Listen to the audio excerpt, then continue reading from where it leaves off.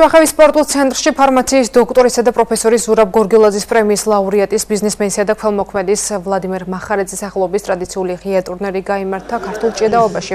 შეჯიბრებაში აჭარიდან 2008-2010 წლებში დაბადებული სპორტსმენები, ასევე ცაგერის, ქუთაისის, ოზურგეთისა და ხაშურის მუნიციპალიტეტების ნაკრები გუნდები მონაწილეობდა. ჭიედაობა 6 წონით კატეგორიაში გაიმართა.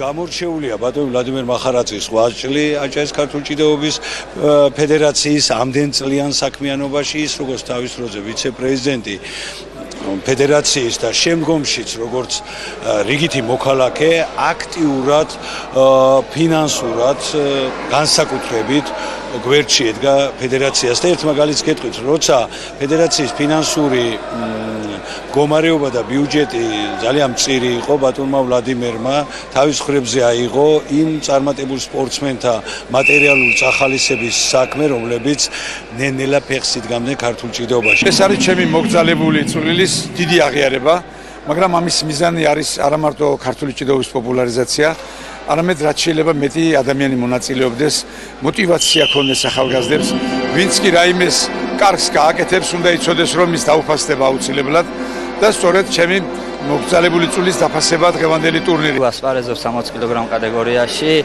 წარდგენილი არიან საქართველოს მასშტაბით და აჭარის მასშტაბით. იმედი მაქვს, რომ გავიმარჯვებ 60 კილოგრამში და დავიკავებ პირველ ადგილს.